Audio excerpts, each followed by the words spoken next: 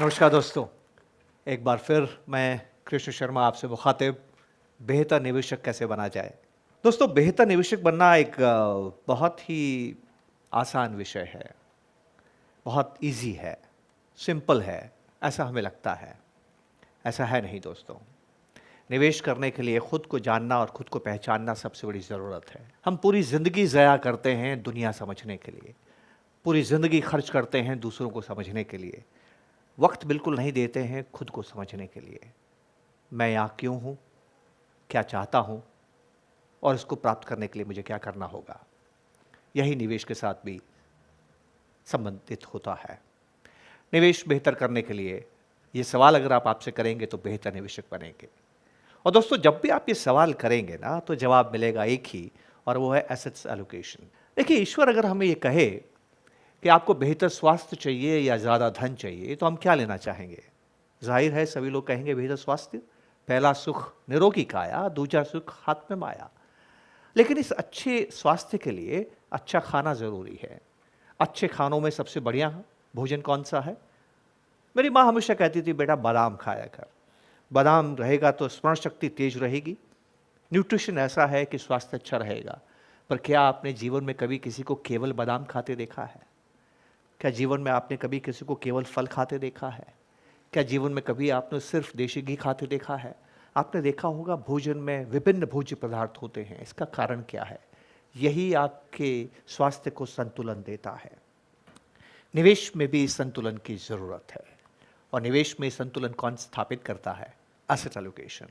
न कोई एसेट खराब होता है, न कोई एसेट अच्छा होता है, न कोई एसेट सेफ होता है, न कोई एसेट जोखिम भरा होता है। सुरक्षित क्या है, जोखिम भरा क्या है, यह व्याख्याओं पर निर्भर करता है। यह व्याख्या हम करेंगे, लेकिन थोड़ा बाद में करेंगे। देखिए दोस्तों, एसेट एलोकेशन है क्या, हम इस बात को समझने की कोशिश करते हैं और इसको करने के लिए हम बात करेंगे। देखिए, जब भी हम निवेश करना चाहते हैं हमें क्या चाहिए? पहली शर्त यह होती है कि मेरा निवेश सुरक्षित रहे।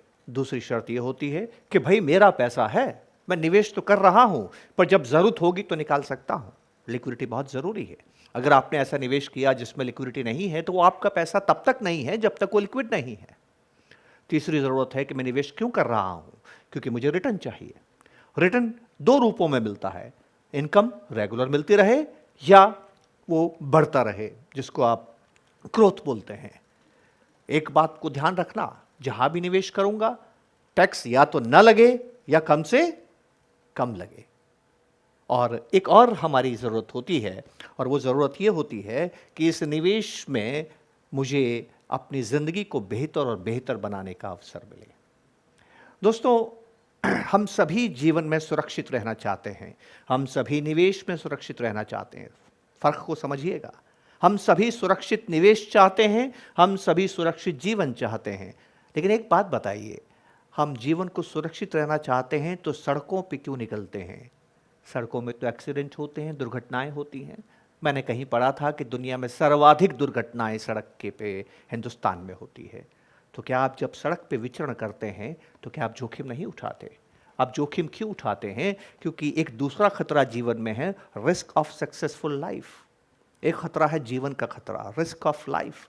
एक खतरा है रिस्क ऑफ सक्सेसफुल लाइफ। सफल जीवन बनाने के लिए आप कुछ जोखिम उठाते हैं। दोस्तों, जब जीवन में जोखिम उठा सकते हैं तो निवेश क्या चीज़ है? निवेश को बेहतर बनाने के लिए जोखिम को नियंत्रित किया जाता है और इस प्रक्रिया को एसेट एलोकेशन कहते हैं। हम समझने की कोशिश करेंगे। निवेश में दो जोखिम है। पहला जोखिम है रिस्क ऑफ प्रिंसिपल, कि आपने जो पैसा निवेश किया है उसमें नुकसान हो गया, और दूसरा है रिस्क ऑफ परचेजिंग पावर, जो महंगाई की वजह से हमारे सामने आता है।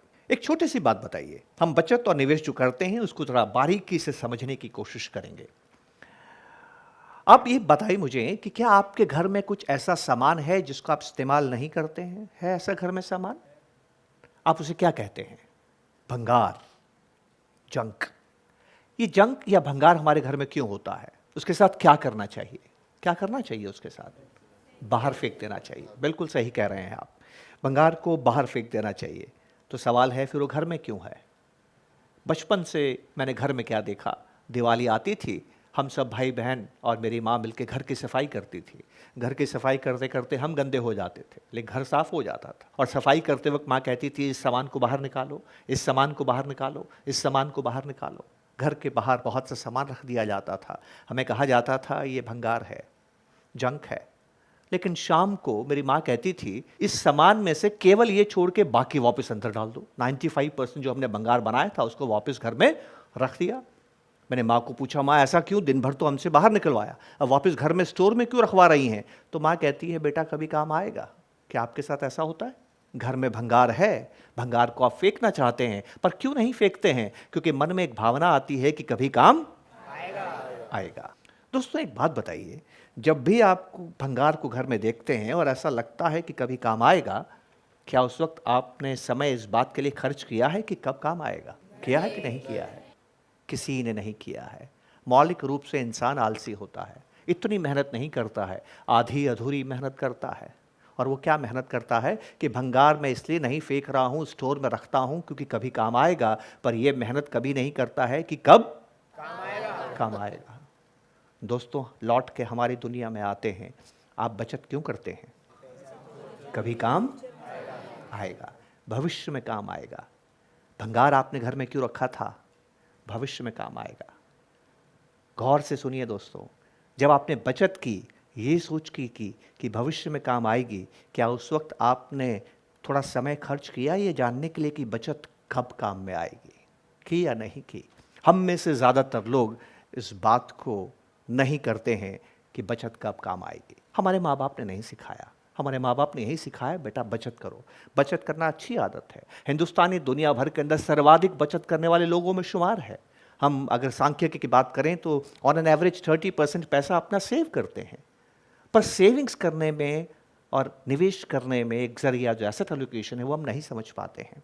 एसेट्स को एलोकेट करना क्यों ज़रूरी है? एसेट्स एलोकेट करके ही आप पैसा कब इस्तेमाल करेंगे, भंगार बनने से उसको रोकेंगे। अगर आपने केवल बचत की है और ये तय नहीं किया है कि भविष्य में कब इस्तेमाल करेंगे, तो सही निवेश नहीं कर पाएंगे। हर निवेश की एक चुनौती होती है। वो चुनौती क्या है, आइए देखते हैं। अगर आप कैश में पैसा रखेंगे तो बहुत बड़ी रिस्क है, परचेजिंग पावर ख़त्म हो जाएगी। अगर आप बॉन्ड्स में पैसा रखेंगे तो एक बहुत बड़ी रिस्क है कि आपकी परचेजिंग पावर खत्म हो जाएगी, और जैसे जैसे यह लंबा समय बीतता चला जाएगा वैसे वैसे आपके बॉन्ड्स की ताकत कमजोर होती चली जाएगी। अगर आप इक्विटी में पैसा रखते हैं तो रिस्क ऑफ प्रिंसिपल है, आपका पैसा कम हो सकता है, और शॉर्ट टर्म में तो इसके होने की संभावना बहुत ही ज्यादा है। अगर आप सोने में निवेश करते हैं तो आपको इनकम नहीं मिलती है, लगातार इनकम नहीं मिलती है। सोने में अगर आप निवेश करते हैं तो आपको मॉडरेट रिटर्न मिलता है, और सोने में जब आप निवेश करते हैं तो सबसे बड़ा खतरा यह है कि आप अपने हिंदुस्तान को नुकसान पहुंचाते हैं, क्योंकि सोना तिजोरी में बंद हो जाता है, उसका चलन नहीं होता है, और वो हमारे देश को आगे बढ़ने में मदद नहीं करता है। तो हमने क्या देखा? हर एसेट के अपने अपने खतरे हैं। इसी तरह से भोजन में भी हर न्यूट्रिशन के अपने खतरे हैं। विटामिन ए बहुत अच्छा है, विटामिन बी कॉम्प्लेक्स बहुत अच्छा है, लेकिन अगर आप उनकी खाने में बहुत ज़्यादा मात्रा को बढ़ा दें तो वो आपको नुकसान भी कर सकते हैं। एसेट्स के साथ भी दोस्तों यही होता है। और तो और हम रिटर्न कमाने के लिए इन्वेस्टमेंट्स करते हैं। मज़ेदार बात यह है कि कोई भी एक एसेट हर बार सबसे आगे नहीं रहता है। गौर से देखिए इसको, पिछले 10 सालों के इतिहास देखिए आप इसको। कभी किसी समय में किसी एसेट ने ज़्यादा रिटर्न दिया है तो कभी किसी ने एसेट ने ज़्यादा रिटर्न दिया है। हमें ये बात कभी समझ में नहीं आएगी। कोई भी दुनिया में ऐसा एसेट नहीं है जो रिटर्न्स आपको सर्वाधिक हमेशा हर साल लगातार मुसलसल देता रहे, संभव ही नहीं है। वो बदलते रहता है। तो ऐसे में आपको करना क्या होगा? सिर्फ और सिर्फ ये करना होगा दोस्तों, एक रविवार की सुबह उठिए, पूरे परिवार के साथ बैठिए। ये ज़्यादा ज़रूरी है, अकेले निर्णय मत लीजिएगा। पूरे परिवार के साथ बैठिए और कागज़ पे लिखिए कि आपके पास कितनी बचत है। अमूमन तो बहुत से लोगों ने ये काम जीवन में कभी नहीं किया होगा, हमें नहीं मालूम कि हमारे पास कितनी बचत है, पर लिखिए कागज़ में कि मेरे पास कितनी बचत है, और उसके सामने लिखिए कि मैंने बचत क्यों की है। ये बहुत ज़रूरी है। मेरा एक मित्र था जिसके पास पीपीएफ का अनुभव था, वो पीपीएफ डिवीज़न में काम करता था। उसने एक बहुत मज़ेदार बात मुझे बताई। ज़्यादातर लोग जो पीपीएफ से पैसा निकालते हैं वो नॉमिनी होते हैं। कुछ बात समझ में आई आपको? आपने पैसा तो जमा किया, पर क्यों जमा किया इस पर कभी गौर नहीं किया दोस्तों। ये बहुत ज़रूरी है। तो आपको करना क्या है? एक रविवार की सुबह परिवार के साथ बैठना है, कागज़ पर लिखना है कि आपने कितनी बचत की है, और मनन चिंतन करते हुए सामने ये लिखना है कि बचत क्यों की है। हर बचत का अंतिम इस्तेमाल होता है। आप लिखेंगे 6 रुपये मुझे अगले साल काम आएगा, 5 रुपये मुझे 2 साल में काम आएगा, इस 100 रुपये में से 15 रुपये बच्चे के एजुकेशन के लिए 15 साल के बाद में काम आएगा, 100 में से 20 रुपये मुझे मकान बनाने के लिए काम आएगा। दोस्तों, जब आप ये काम करेंगे तो एक अद्भुत बात होगी। मेरे साथ हुई है, आपके साथ भी होगी। अब कितना ही चिंतन करने के बाद उस 100 रुपये में से 15, 20, 25, 35 रुपये ऐसे निकल के आएंगे जो आपको समझ में नहीं आएगा कि इसको कब इस्तेमाल करना है। बस रुक जाइए। यही वो पैसा है जो दौलत बनाता है। जो पैसा इस्तेमाल होता है वो तो खर्च हो जाता है। पैसा दौलत कौन सी बनाता है? जो इस्तेमाल नहीं होता है। और दौलत जब बनती है तो नए इस्तेमाल पैदा होते हैं। ये एक प्रक्रिया है दोस्तों। आपको मोक्ष मिल जाएगा अगर आपने ये काम कर दिया कि आप पैसे से क्या करना चाहते हैं। और जो पैसा 10, 15, 20, 25 साल तक इस्तेमाल नहीं होना है, उसको हिंदुस्तान की तरक्की में प्रतिभागी बनते हुए इक्विटीज़ में निवेश कीजिए और फिर देखिए कि आपका धन किस एप्रिसिएशन के साथ में बढ़ता है। इसी को दोस्तों एसेट्स एलोकेशन करते हैं। हमें क्या बात समझ में आई? एसेट एलोकेशन का मतलब है कौन से एसेट में धन रखूं। ये तय कैसे करेंगे कितना धन कौन से एसेट में रखूं? ये तय तब करेंगे जब आपको ये मालूम होगा कि इस एसेट को आप इस्तेमाल कब करेंगे। दोस्तों, अपने निवेश को भंगार बनने से बचाइए। और मज़ेदार बात यह है, दुनिया में कोई भी अकेला एसेट नहीं है जो आपकी इन 4 इच्छाओं को पूरी कर सके। रिटर्न दे सके, लिक्विडिटी दे सके, सेफ्टी दे सके और टैक्स को मिनिमाइज कर सके। तमाम एसेट्स मिलके ही इन चारों लक्ष्यों को प्राप्त करते हैं। तमाम भोज्य पदार्थ मिलके जब एक थाली बनता है तब संतुलित जीवन देता है। एसेट एलोकेशन संतुलित निवेश देता है। और पूरी दुनिया भर के अंदर जितने भी शोध हुए हैं उन्होंने ये साबित किया है, एसेट एलोकेशन किए बिना आप कामयाब निवेशक नहीं बन सकते। याद रखिएगा इस बात को। आपने समय दिया, इसके लिए बहुत बहुत शुक्रिया। धन्यवाद। जय हिंद।